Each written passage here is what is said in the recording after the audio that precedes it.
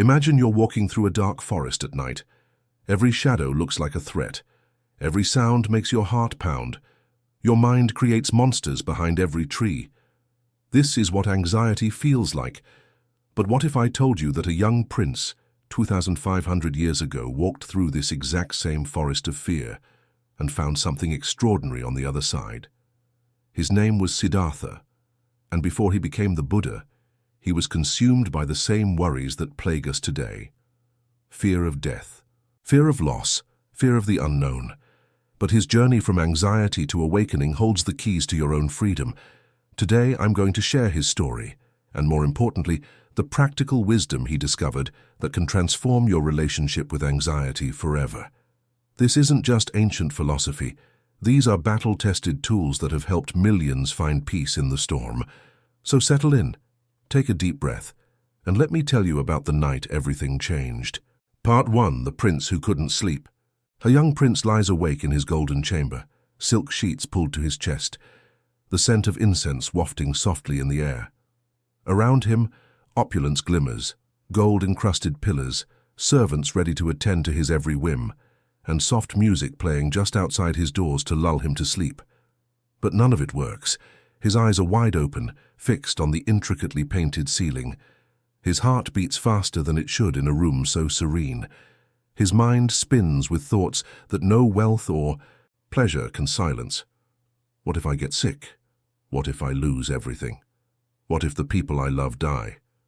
What if I'm not good enough? Sound familiar? That prince was Siddhartha Gautama, the man who would become the Buddha, and his suffering was no different from ours. Despite being surrounded by everything the world promised would make a person happy, status, comfort, beauty, abundance, he found himself haunted by an invisible, gnawing fear, a fear of impermanence, a fear of pain, a fear that none of it would last, and that he was powerless to stop the inevitable. This unrest didn't come from nowhere. For the first time in his life, the young prince had seen things he was never meant to see.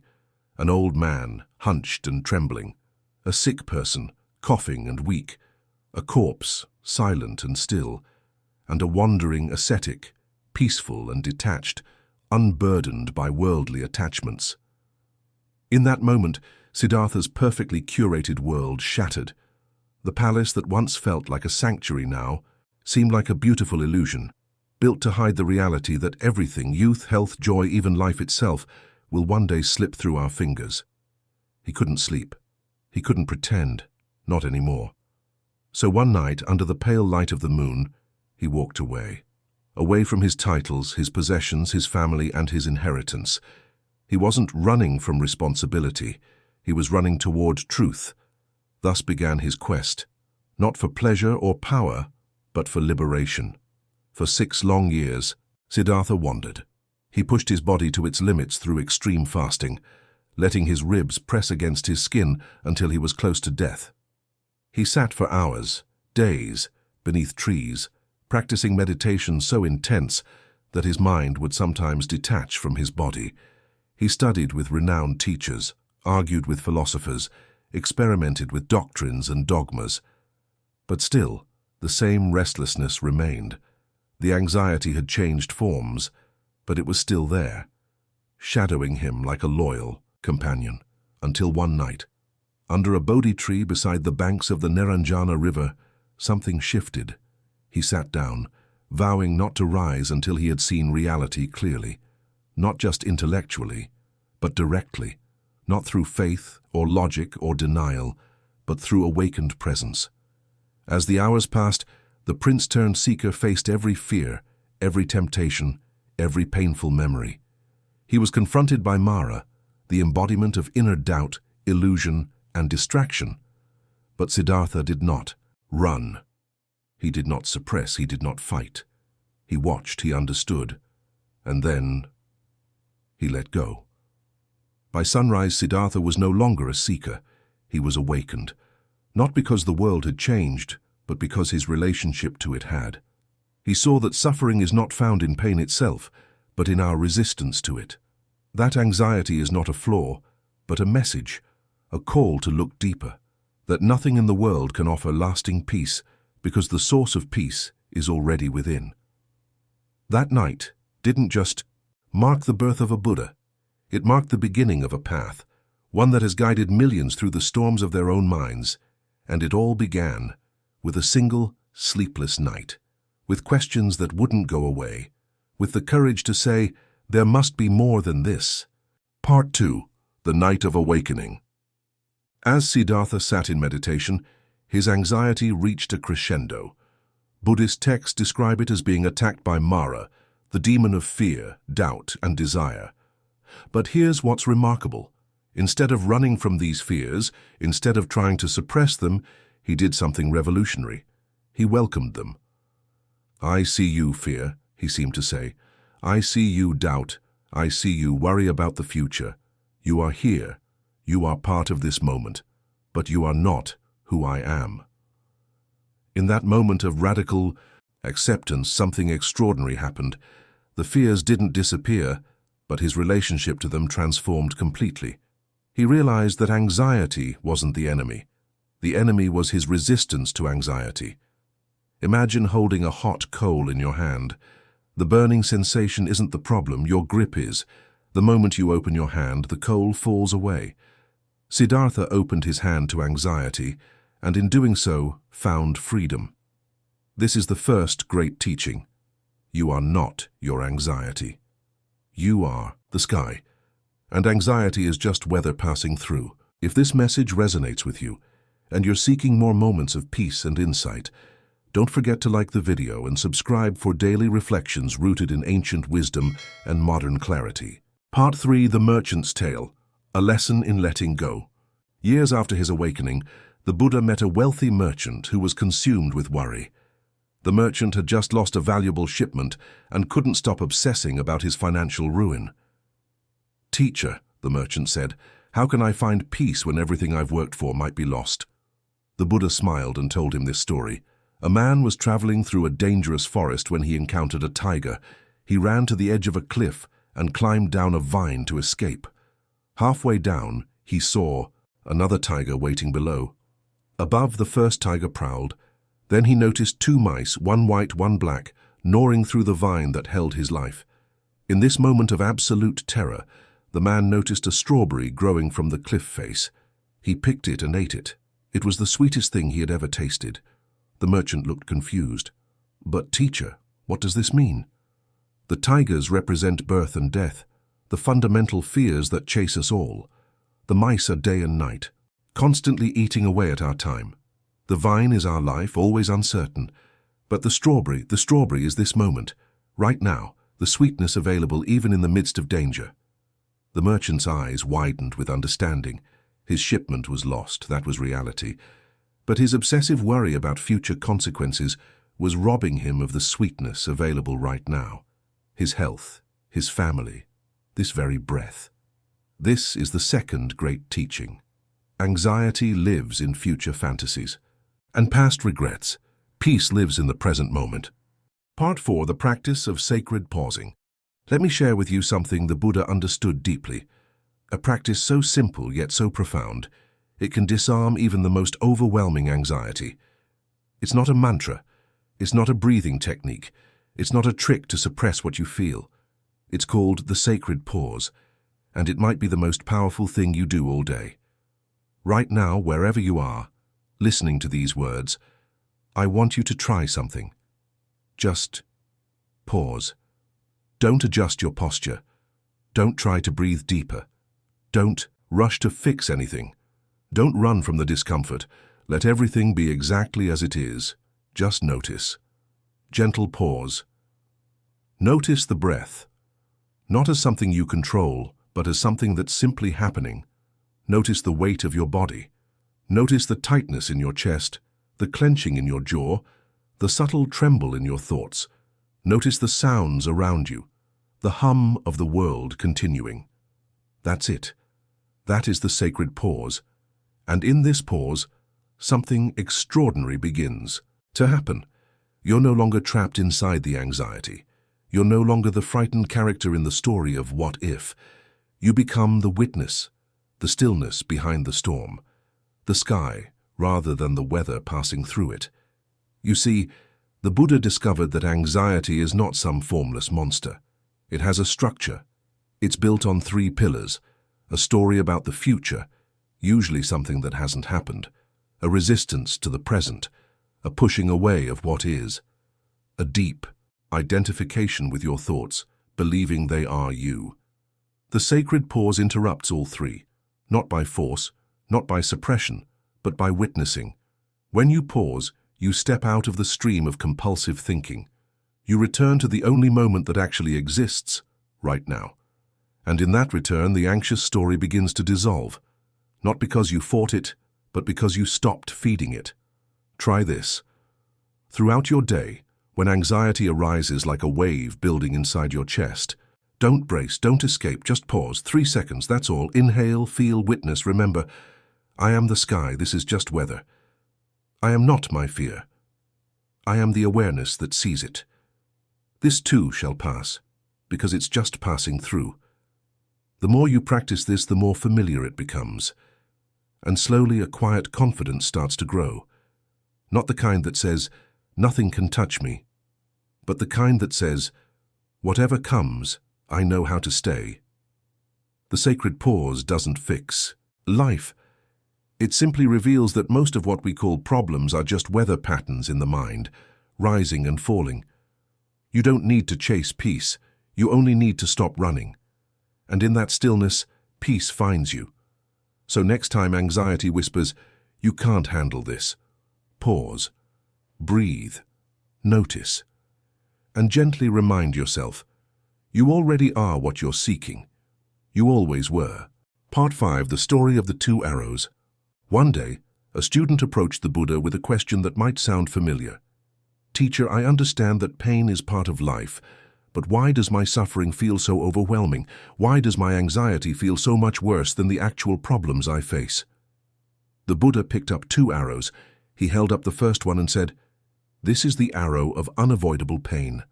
Life shoots this arrow at all of us. Sickness, loss, disappointment, uncertainty. These are part of the human experience. Then he held up the second arrow. But this arrow, this is the one we shoot at ourselves. This is our resistance to the first arrow, our stories about what it means, our fear of future arrows, our anger at being hit in the first place. He looked directly at the student. The first arrow is painful, the second arrow is suffering, and the second arrow is optional.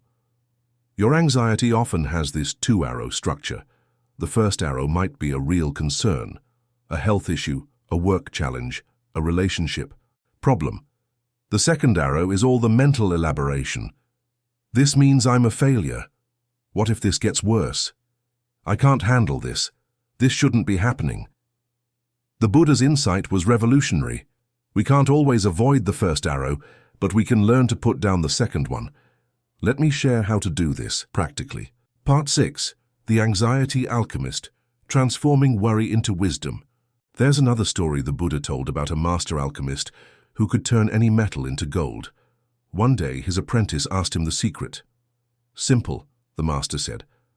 I don't fight with the metal. I don't try to force it to be different. I simply create the right conditions for transformation. Your anxiety is like that raw metal. Fighting it keeps it solid and heavy. But creating the right conditions allows it to transform into something valuable, wisdom, compassion, and strength. Here are the Buddha's conditions for transformation. First, welcome the anxiety like an old friend. Hello, anxiety. I see you're here because you're trying to protect me. Thank you for caring. Second, get curious about it. Where do you feel it in your body? What does it actually feel like when you stop resisting? What is it trying to tell you? Third, breathe with it. Not to make it go away, but to keep it company. Your breath is always available, always in the present moment, always peaceful. Fourth, find the wisdom hidden inside. Anxiety often contains important information about what matters to you, what needs attention, what boundaries need to be set. Let me guide you through this transformation right now. Think of something that's been causing you anxiety lately. Got it? Good. Pause. Now, instead of trying to solve it or stop thinking about it, just say, hello, worry. You're here because you care about something important to me. What are you trying to protect? Pause. Feel it. In your body. Where does it live? Breathe with it gently like you're breathing with a scared child. Pause. Ask it. What do you need me to know? What wisdom are you offering me? Pause. Notice how this feels different from fighting or feeding the anxiety. You're not making it wrong, you're making it workable. Part 7. The Monastery Within. The Buddha often spoke about creating a monastery within your own mind, a sacred space that remains peaceful no matter what storms rage outside. Imagine your mind as a beautiful monastery with thick, strong walls. Outside those walls, the world is full of chaos, uncertainty, and change. But inside there's a courtyard where peace reigns. Your anxious thoughts are like visitors knocking at the gate. You don't have to pretend they're not there. You don't have to invite them in for dinner. But you also don't have to arm yourself for battle every time they appear. You can simply acknowledge them from your peaceful courtyard. I hear you knocking. I know you're there. But right now, I'm choosing to rest in this inner sanctuary. This isn't about positive thinking or denial. It's about recognizing that you have a choice about where you place your attention. You can stand at the gate, engaged in endless arguments with your worries, or you can rest in the courtyard of the present moment. Here's how to build this inner monastery. Start each morning with 5 minutes of sitting quietly, not trying to achieve anything, just sitting. This is laying the foundation stones. Throughout the day, return to your breath 3 times. Just 3 conscious breaths. This is tending the garden. Before sleep, reflect on one moment from the day when you felt peaceful, grateful, or content. This is lighting the evening candle. Over time, this inner sanctuary becomes so real, so accessible, that anxiety can't shake your fundamental peace. The storms still come, but they no longer define your experience. Part 8. The River of Impermanence. One of the Buddha's most powerful teachings for anxiety came when he was sitting by a river with his disciples. He pointed to the flowing water and asked, "Is this the same river we saw yesterday?" The disciples were puzzled. "Yes, teacher, it's the same river." "Look more carefully," he said. "Is this the same water?" Suddenly they understood. The river was the same, but the water was completely different. Every drop was new, flowing past, never to return. "This," said the Buddha, "it's the nature of all experience. Everything flows, nothing remains the same, including your anxiety." This teaching revolutionizes our relationship with difficult emotions, that anxiety you felt yesterday. Those specific thoughts, sensations, and fears, they're already gone, replaced by new ones. The anxiety you're feeling right now as you listen to this, it's already changing, shifting, flowing. When we truly understand impermanence, anxiety loses its power to terrorize us. How can we be afraid of something that's already passing away? I want you to try something. Think of the most anxious you've ever been. Really remember it. Where were you? What was happening? How did it feel? Pause. Now notice. Where is that anxiety now? It's gone, isn't it? It flowed through you like water through a river.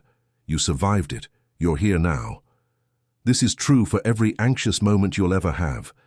They arise, they peak, they pass away. Nothing in your emotional life is permanent, except your capacity to witness it all with awareness. Part 9. The Village of Now. I want to end with one final story that the Buddha told just days before his death. A young monk came to him, overwhelmed by anxiety about the future of the teachings, about his own spiritual progress, about the suffering in the world. The Buddha smiled and said, "Come, let me show you something." He led the monk to a hill overlooking their monastery. Below them they could see the monks going about their daily activities, sweeping, cooking, meditating, talking quietly. "What do you see?" the Buddha asked. "I see our community, teacher." "Look more carefully. When are they living?" The monk watched more closely. "They're living now, teacher." "Yes. Not yesterday, not tomorrow. Now.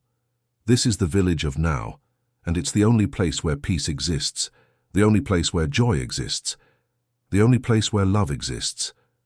He placed his hand on the young monk's shoulder. "Your anxiety lives in the village of tomorrow or the village of yesterday, but you, the real you, live here in the village of now." The monk felt his anxiety dissolve, not because his concerns weren't valid, but because he remembered where his true home was. This is the ultimate teaching. No matter how anxious your mind becomes, no matter how many scary stories it tells about the future, or regrets it rehearses about the past, you always have a home in this present moment.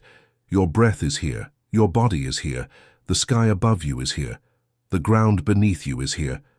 This awareness reading these words is here. Welcome home. Closing. Your journey begins. The Buddha's journey from anxiety to awakening wasn't a one-time event. It was a daily practice, a moment-by-moment choice to meet life with awareness instead of reactivity, with compassion instead of resistance. Your journey is no different. You don't need to become someone who never feels anxiety. You need to become someone who knows how to dance with it, learn from it, and find peace within it. Every time you pause instead of panic, you're walking the Buddha's path.